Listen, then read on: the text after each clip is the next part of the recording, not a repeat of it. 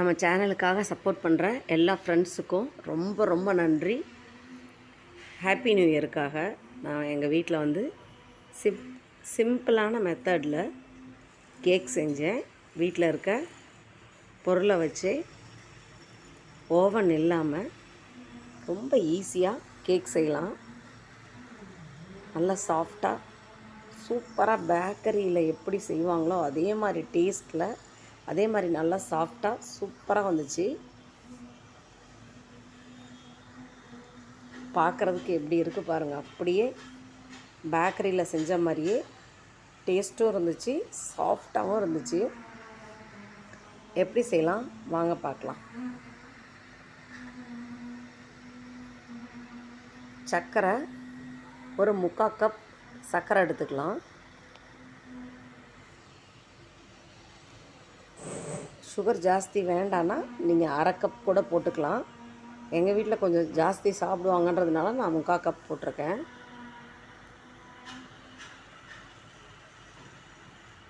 சர்க்கரையை மிக்சியில் நைஸாக அடித்து எடுத்துக்கலாம். 1 கப் மைதா, 3/4 கப் சர்க்கரைனா 1 கப் மைதா. ஒரு பவுலில் மைதாவை 1 கப் மைதாவை நம்ம சேர்த்துக்கலாம். சர்க்கரையை மிக்சியில் நல்லா நைஸாக அடிச்சுக்கலாம். அப்போ தான் உங்களுக்கு கலக்கிறப்ப கொஞ்சம் நல்லா சாஃப்டாக உங்களுக்கு கட்டி விழாமல் நல்லா சாஃப்டாக வரும். மிக்சியில் சர்க்கரையை அடித்தாச்சு. இது மாதிரி நல்லா நைஸாக அடிச்சுக்கணும். மிக்சியில் அடித்த சர்க்கரையும் இந்த மைதாவோட நம்ம ஆட் பண்ணிக்கலாம்.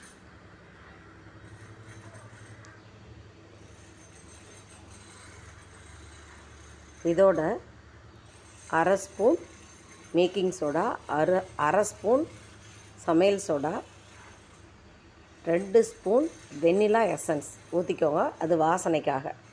ஏலக்காய் கூட நீங்கள் தட்டி போட்டுக்கலாம். வெண்ணிலா எசன்ஸ் இல்லாதவங்க ஏலக்காய் தட்டி போட்டுக்கலாம்.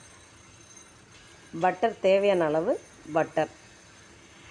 இது கிராம் எவ்வளோன்னு எனக்கு தெரியல, அதனால் நான் தேவையான அளவுன்னு சொல்கிறேன்.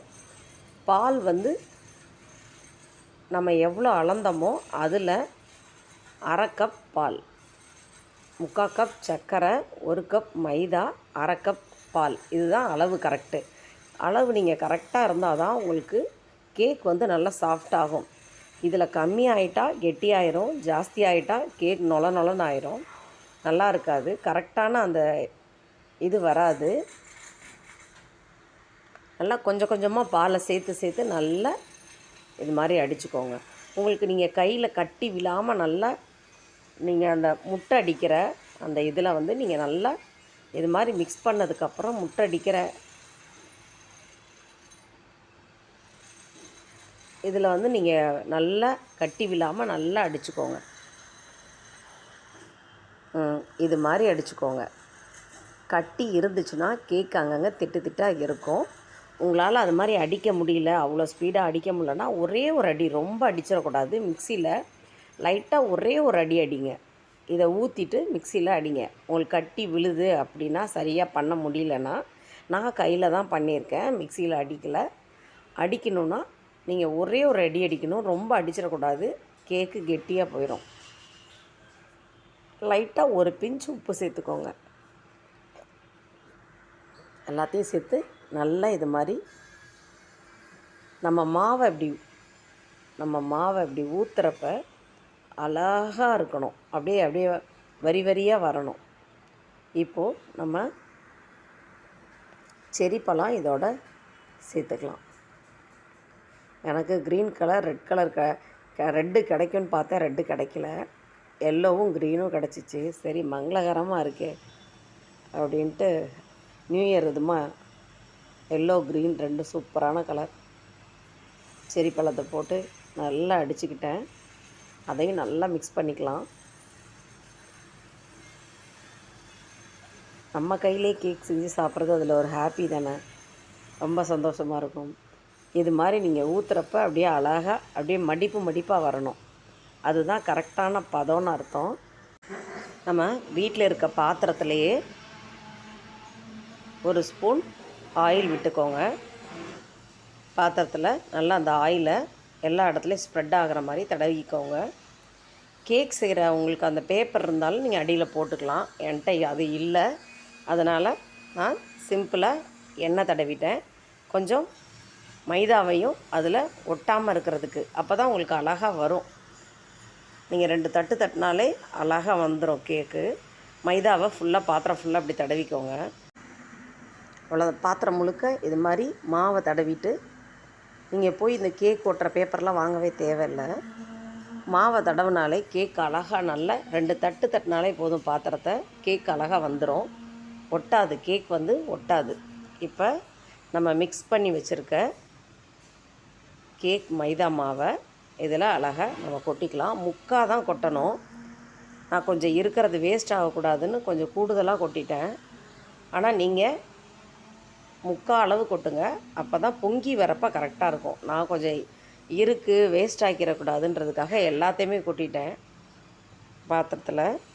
ஆனால் இந்த அளவுக்கு வைக்காதீங்க, முக்கால் அளவுக்கு வைங்க, அப்போ தான் பொங்கி வரப்போ கரெக்டாக இருக்கும். நான் மாவு கொஞ்சம் கூட கலந்ததுனால எனக்கு கொஞ்சம் ஃபுல்லாகிடுச்சு. இதோட ஃபைனலாக செரி பழத்தையும் அது மேலே அழகாக நல்லா தூவிக்கலாம்.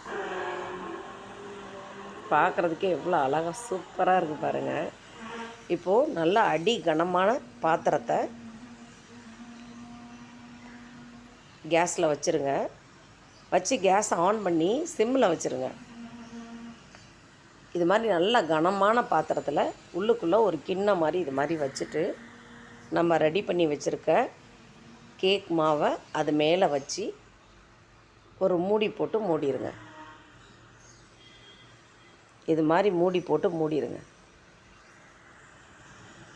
எனக்கு வந்து 45 நிமிஷம் கேக் வந்து ரெடி ஆகிறதுக்கு 45 நிமிஷம் ஆச்சு. நீங்கள் வந்து உங்களோட கேஸ் எவ்வளோ சிம்மில் வச்சிங்கன்னா 45 நிமிஷம் கரெக்டாக. உங்கள் வீட்டில் கேஸ் எந்த அளவுக்கு எரியுதோ அதுக்கேற்ற மாதிரி நீங்கள் பண்ணிக்கணும். இப்போ சுகர் சிரப் அதுக்கு நம்ம பண்ணிக்கலாம். ஃபைனலாக கேக்குக்கு நம்ம ஊற்றுறதுக்காக ஒரு 1/4 டம்ளர் தண்ணியில் சுகர் சிரப் வந்து 2 ஸ்பூன் சுகர் சேர்த்து சும்மா லைட்டாக சர்க்கரை கரைஞ்சா போதும்.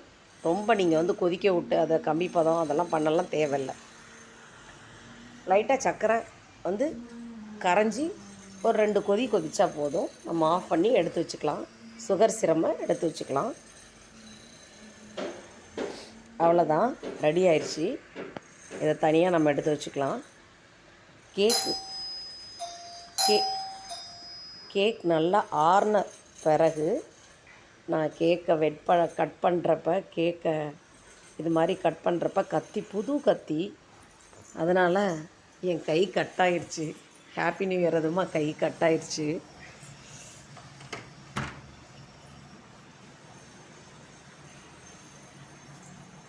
இது மாதிரி அழகாக கேக்கை கட் பண்ணிவிட்டு, ஏன்னா அது பொங்கி வெளியில் வந்ததுனால கட் பண்ணுறேன். உங்களுக்கு வந்து அந்த பாத்திரத்துக்குள்ளேயே இருந்துச்சுன்னா நீங்கள் கட் பண்ண தேவையில்லை, அப்படியே வச்சுக்கலாம். எனக்கு பொங்கி வெளியில் வந்துடுச்சு, அதனால் அழகாக கட் பண்ணிட்டேன். இப்போ பாத்திரத்தை அழகாக தட்டி 2 சைடு தட்டி எடுத்திங்கன்னா கேக் எவ்வளோ அழகாக வந்திருக்கு பாருங்கள். சூப்பராக, எவ்வளோ சாஃப்டாக, அப்படியே நம்ம பேக்கரியில் எப்படி பார்ப்போமோ அதே மாதிரியே கேக் எவ்வளோ சூப்பராக வந்திருக்கு பாருங்கள். சாப்பிட்றதுக்கு ரொம்ப டேஸ்ட்டாக சூப்பராக இருந்துச்சு. இது மாதிரி ஒரு கத்தி வச்சு கேக் ஃபுல்லாக ஹோல் போட்டுக்கோங்க. இல்லை நம்ம நூடுல்ஸ் சாப்பிட்ற ஃபோக் இருந்தாலும் ஃபோக் வச்சு நீங்கள் இது மாதிரி ஹோல் போட்டுக்கோங்க. நான் கத்தியிலேயே ஹோல் போட்டுட்டேன். ஃபைனலாக சுகர் சிரப் கொஞ்சம் இது மாதிரி நீங்கள் ஊற்றிட்டிங்கன்னா அந்த நம்ம ஹோல் போட்டதுக்குள்ளெல்லாம் நல்லா போய் கேக் நல்ல டேஸ்ட்டாக நல்லா ஸ்வீட்டாக ரொம்ப நல்லாயிருக்கும். அவ்வளோதான், கேக் ரெடி ஆயிடுச்சு. நியூ இயருக்கு ரொம்ப சூப்பராக கேக் நல்ல டேஸ்ட்டாக ஃபைனலாக ஒரு அழகுக்காக நான் இந்த இது சேர்த்துருக்கேன். க்ரீம் இருந்தால் நீங்கள் க்ரீம் சேர்த்துக்கோங்க. என்னோட செர்ரி பழம் இருந்துச்சு, அதனால் அந்த செர்ரி பழத்தை ஒரு கண்ணுக்கு ஒரு கலர்ஃபுல்லாக ஒரு அழகாக ப்ரைட்டாக இருக்கணுமேன்றதுக்காக ஃபைனலாக சேர்த்துட்டேன். கேக்குக்குள்ளேயும் நம்மளுக்கு செர்ரி பழம் இருக்குது.